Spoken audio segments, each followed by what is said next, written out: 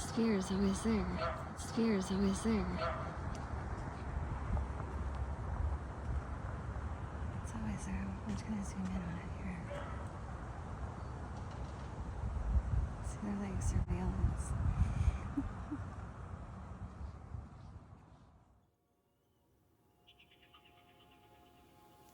So for quite some time now, I've been wanting to make a video about this.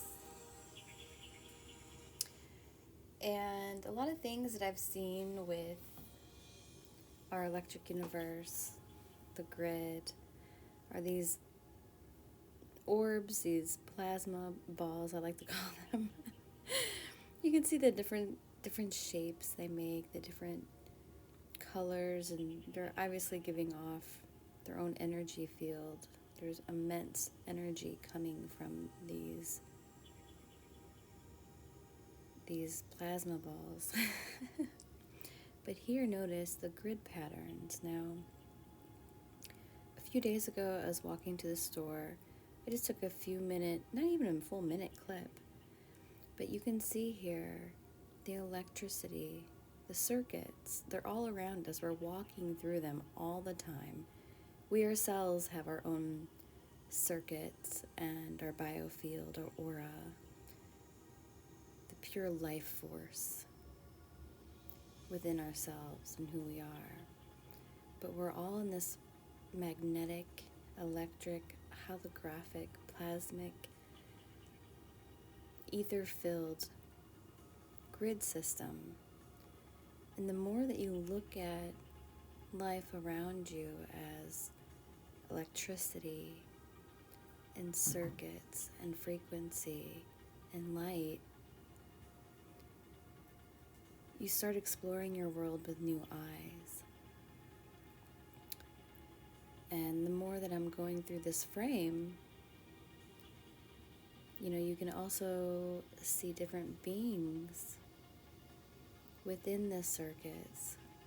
And it kind of goes back to like just the idea that spirits and different beings, we all need electricity. We all need to recharge our life force, whether it's through the sun, through the plants that are charged by the sun, and then we eat that, and our bodies, our vessels, process that energy for fuel, for ATP, and all those things down to the cellular level of this physical vessel. When you look in the trees, you can see a lot of different elemental beings, so they're part of the grid.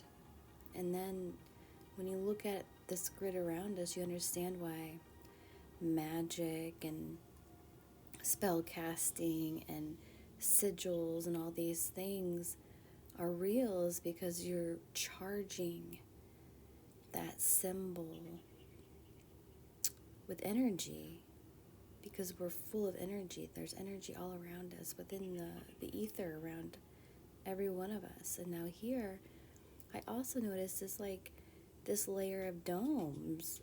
There's these, you can see this arc that's right here, and that's not just because there's filters or anything. There is this arc, and I'm just wondering if this is from the cell towers are creating part of this arc, probably. Clear dome. There's like 5 layers to it, which is really weird. And you can see the plasma ball there. And a lot of things, if you've been paying attention, there's things that come and go within the ether all the time, but especially in this frame, you can see a lot of things are coming in and out of the plasma ball. Right there again. Zooming in a little bit further.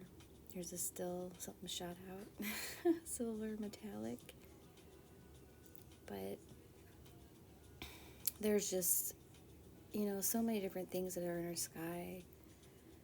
And a lot of them I look at as spheres or plasma balls, and a lot of them are like surveillance. They're the surveillance ones, I just kind of term that just because I've been noticing them since the early 2000s, and they almost feel like they have that surveillance vibe, and they do interact with you. And they're always lower in the sky, not too far above the tree line, maybe a little ways up, of course, but, and they're always just there. There's like another orb coming out of them. So, in all the different colors you see, you can see all that electrical charge that's always in the air because, again, we have the cell towers and the radar towers and countless other frequency devices and tuners constantly pulsing within our atmosphere. But you can see, just some houses with Christmas lights, so it has that extra juice pulsing through. And as we have our own aura or biofield, our cars and our houses and a lot of objects that we spend a lot of time with have their own energy field. You can see clearly the dome. There's a dome. There's some kind of arc of energy above the neighborhood. So it's just a lot of things are moving through the currents of energy all around us. And it, again, kind of goes back to that movie from the 80s, I think it was, Shocker. It's kind of a hard movie to watch now, even as an adult, but yeah, it kind of talks about how the spirits were using the electricity. They're moving through the circuits to come and go, kind of like you would think maybe a portal is, a transistor highway. So just a lot of things to bring up, why a lot of entities are around too, because they can charge off the grid. So just some thoughts to think about, not in a fearful way, of course, but more in an empowered way. Why it's, even more important to, look at your health from an electrical standpoint and how can you charge your own electrical grid and circuits, and even at the cellular level, like eating food that has more electricity to it, or praying over your water, your food, to give it more electricity so then you could ingest it better. So there's lots of things that you can do to, empower yourself with this information. So, anywho, thanks for listening, guys. Hope you guys are doing well. And of course, until next time, take care.